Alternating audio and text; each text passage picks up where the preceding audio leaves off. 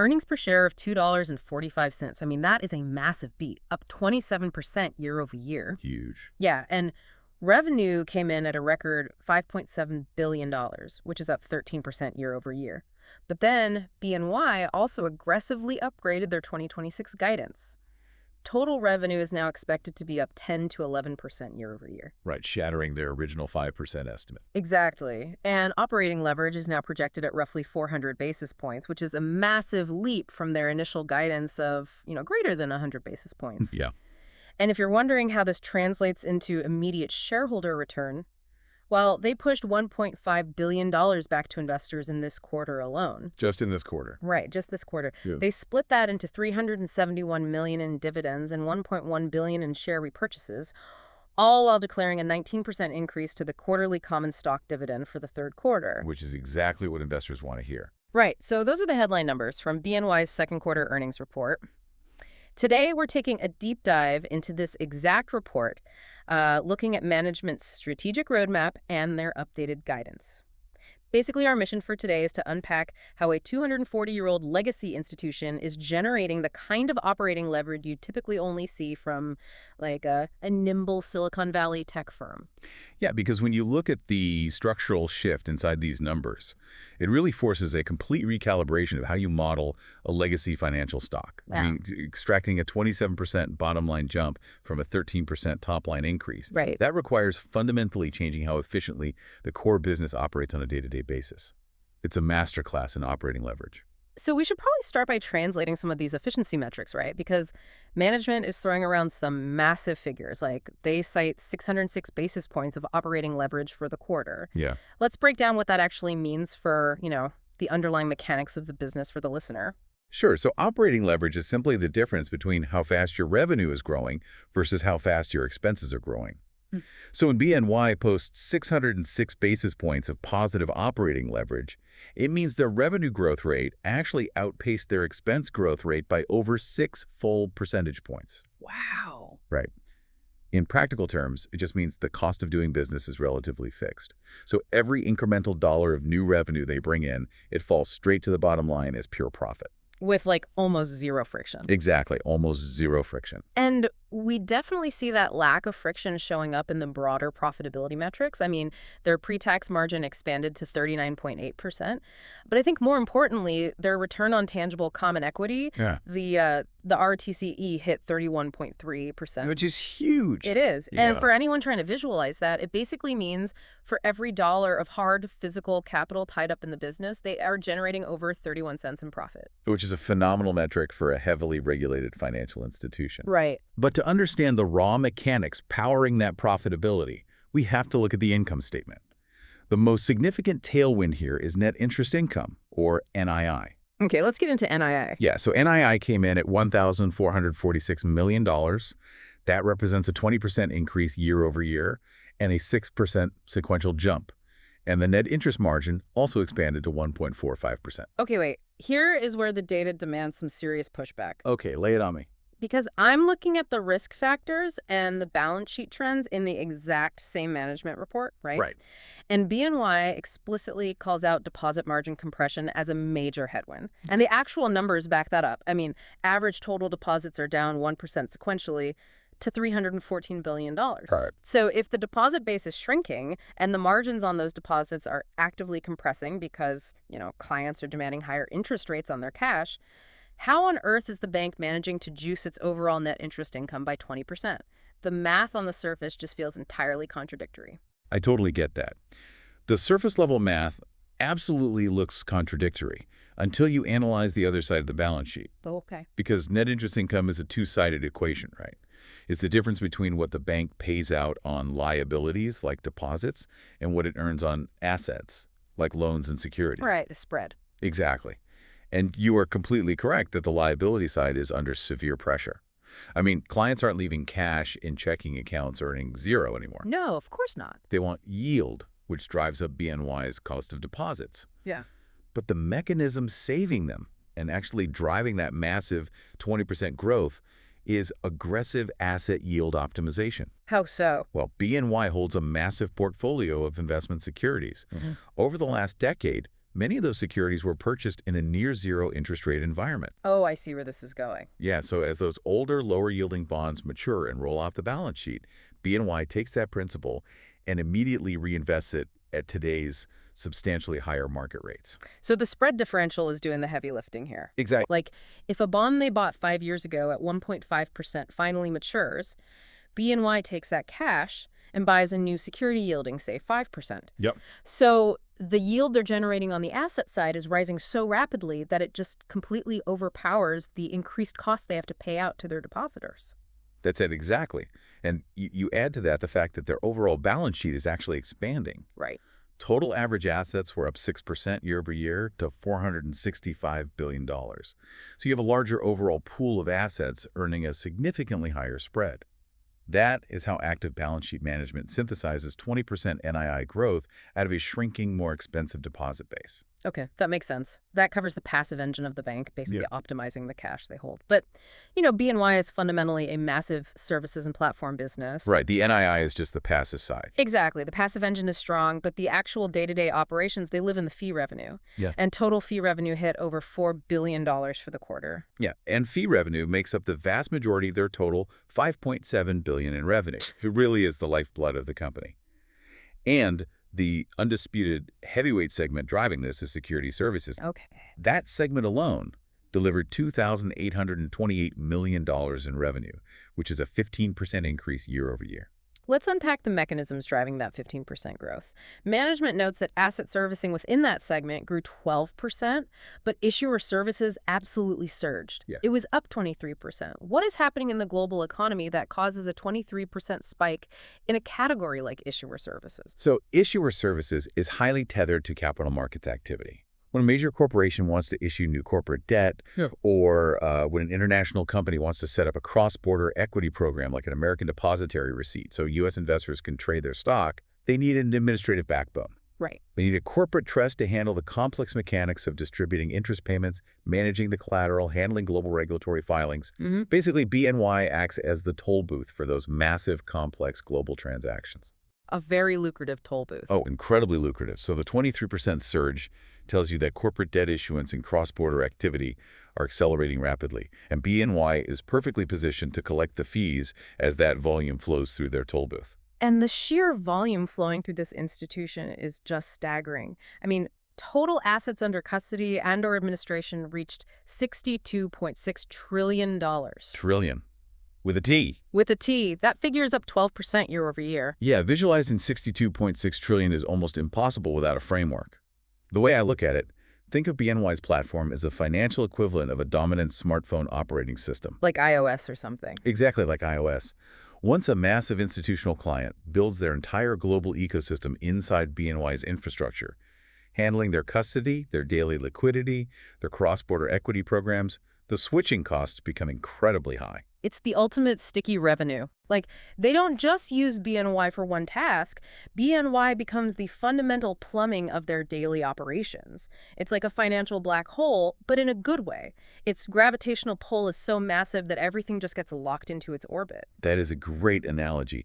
And because of that stickiness, BNY doesn't have to reinvent the wheel every single quarter to generate growth. Right. When you are the operating system for $62.6 trillion in assets, even microscopic, fractional upticks in global market values or daily trading activity, it gets multiplied across that massive asset base.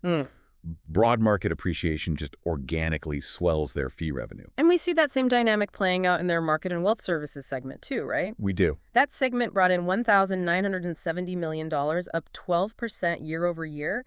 And the standout there was an 18% spike in clearance and collateral management, Right. which makes sense. When market volatility increases or trading volumes rise, institutions need more sophisticated, real-time collateral management. And again, BNY's platform acts as the toll booth. Exactly. Though we do need to look across all segments objectively, right? Yeah. And that brings us to investment and wealth management. Revenue here was $863 million, up 8% year over year. Total assets under management reached $2.2 trillion.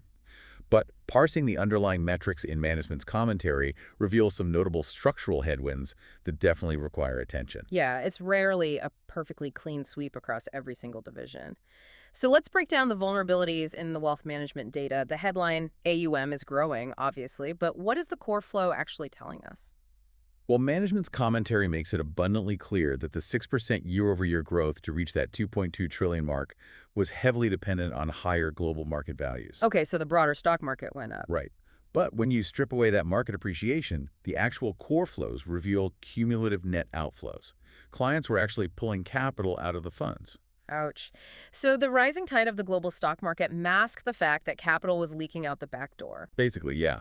Furthermore, that market appreciation was partially offset by the unfavorable impact of a stronger U.S. dollar. Right. When BNY manages international assets denominated in foreign currencies, a strong dollar depresses the value of those assets when they are translated back into U.S. reporting terms. Which highlights a really distinct vulnerability. I mean, a 20% jump in net interest income or a 15% jump in securities services fees demonstrates deep structural operational momentum. Yes. But in the investment management segment, relying on broader market appreciation to cover up net outflows is a significant risk factor, especially if the macroeconomic environment suddenly turns bearish and the market drops. Exactly. It serves as a reminder that robust earnings reports always contain friction points if you dig deeply enough into the supplementary data. Yeah, that's why we do these deep dives. So we've mapped out the record revenue, the balance sheet optimization, and the toll booth mechanics of their fee generation.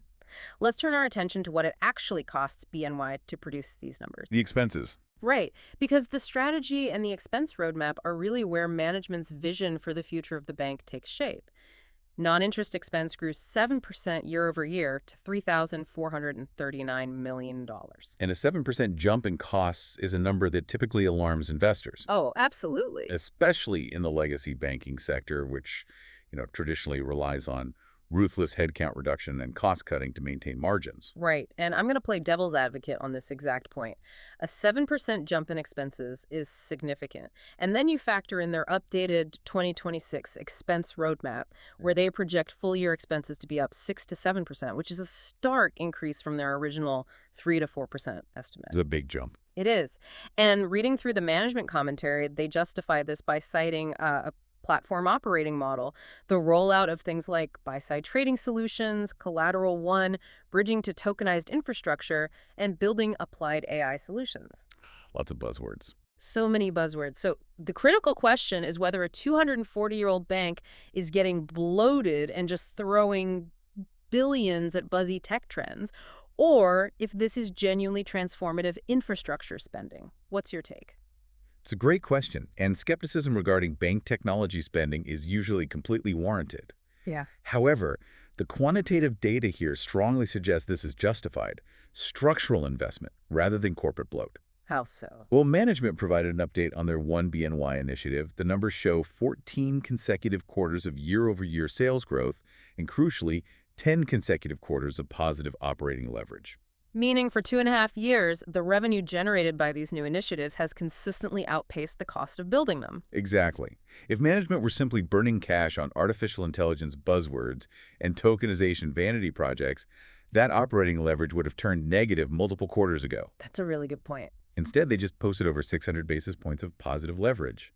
And the updated expense roadmap further validates this dynamic. Right, let's look at the guidance. They are tracking toward roughly $500 million of incremental tech and platform investments in 2026.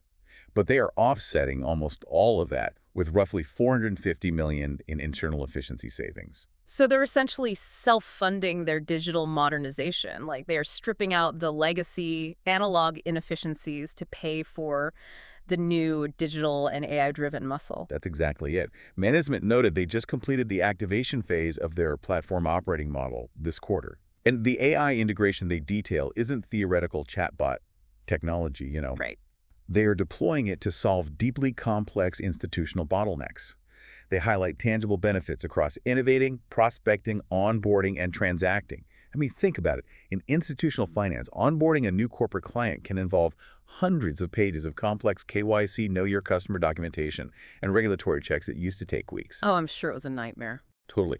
But applied AI models can process, verify, and flag anomalies in those documents in a fraction of the time, dramatically lowering the cost of acquiring a new client. And the ultimate proof that these technology investments are actually resonating with the market is the deal metrics, right? Yes, exactly. Because management highlighted that the average deal size in the first half of 2026 is up over 20% year over year. I mean, clients do not sign contracts that are 20% larger unless the platform is fundamentally offering a more comprehensive, integrated solution that replaces their need for third-party vendors. You hit the nail on the head. The rising deal size illustrates the core thesis of the One BNY transition.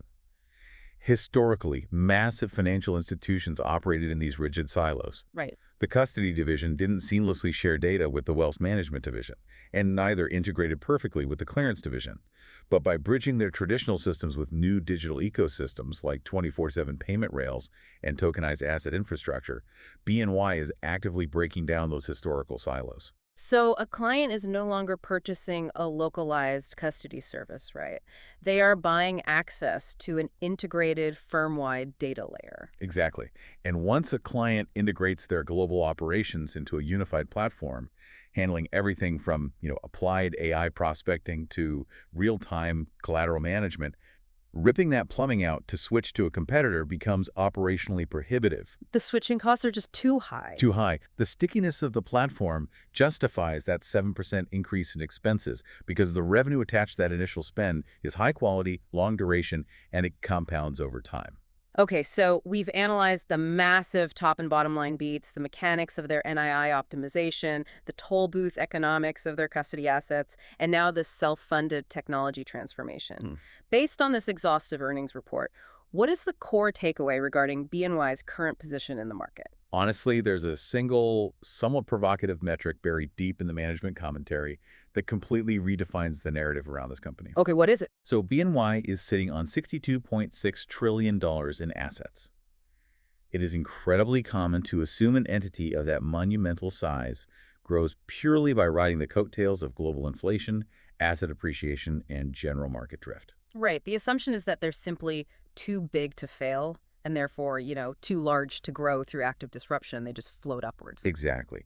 But the report specifically noted that approximately 10% of clients generating sales in the first half of 2026 are brand new to BNY. Wait, really? 10%? Yes. 10% of their massive sales momentum is coming from net new logos. For a 2.5-century-old legacy bank to still be capturing net new market share at that sheer scale, it suggests their strategy, so specifically this bridging of traditional custody with applied AI and integrated digital ecosystems, is actively disrupting their competitors. Wow. They are not a passive entity absorbing market drift. They're actively taking market share by offering a technologically superior operating system for institutional capital. That is wild. A 240-year-old institution actively hunting and winning market share through digital disruption. That is a structural dynamic that should really linger with you as you evaluate their upgraded 10 to 11% revenue guidance for the rest of the year. Without a doubt. Well, if you want to keep tracking how these massive earnings reports actually translate into market reality and structural shifts, make sure you follow the show for your daily dose of deep dives into earnings coverage. We will see you next time.